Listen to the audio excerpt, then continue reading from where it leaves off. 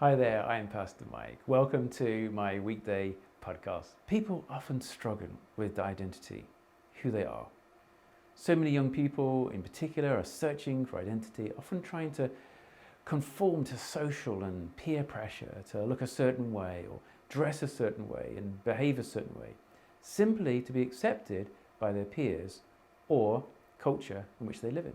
Now, sadly, many young people struggle with image issues and suffer from anxiety and depression because they don't feel that they fit in with these perceptions of perfection dictated by culture and by society. But what about the disciple of Jesus and identity? How do we live outside of those pressures, particularly the younger generation? With the internet, there is so much more bullying and pressure from trolls who cause so much emotional damage to girls and boys alike. I want to explore this whole subject of identity with you, and hopefully we can work our way through and around the image issues we find in our culture. Let me start by setting a scene for you.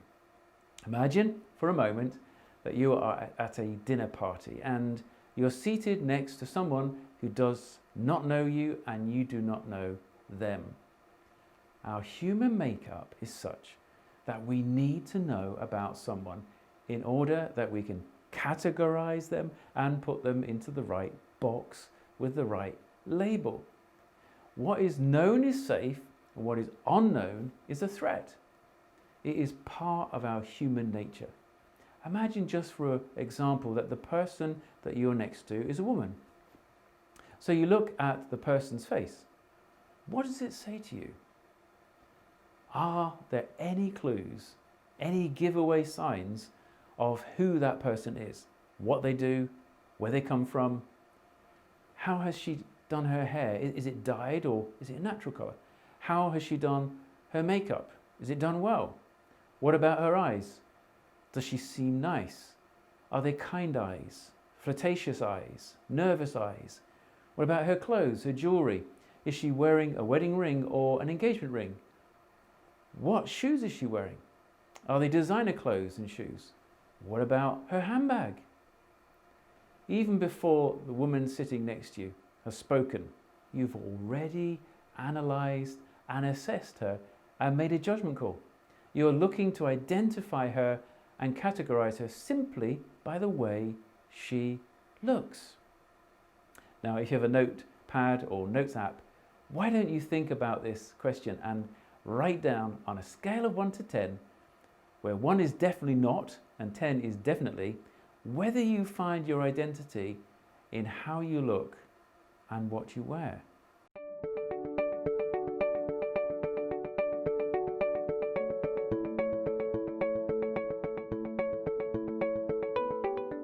Many books have been written about clothes and how what we wear can give us identity. If you wear a suit and a tie, it can give a man a sense of pride and feeling of importance or value. If a woman wears a power suit to work, a pinstripe jacket and skirt, it can give her a sense of importance, which can gain her confidence and respect also from her clients. The wearing of designer clothes and accessories also appear to give someone identity and perhaps a hint of wealth or debt. It can also give others opportunity to judge or categorize or put you in the right box with the right label. Imagine now that you are back at the dinner table and the woman next to you begins a conversation. What you need to know now is, are your first impressions correct? So you ask her where she lives and then what she does. These are 2 more clues to help you identify her. And if the address is a good one and her job is high flying, then it's extra information to help you label her. So the next question is this: is your identity found in what you do?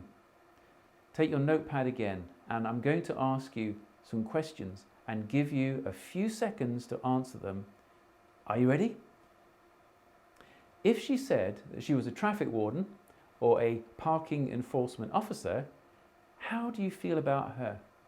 Would you like her, dislike her? Would you be impressed or not impressed? If she said that she was a refuse collection worker, same thing. same question.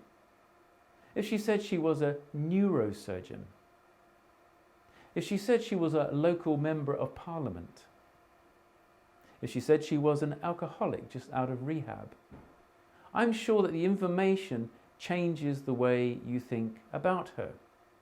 Many people find their identity in what they do, and therefore their value to society is dependent on their work or their achievements. Now, in the next session, we're going to look at other ways whereby people find their identity. But for today, the thought or question is simply this: is what you wear or what you do your identity? God bless you, and thank you for watching.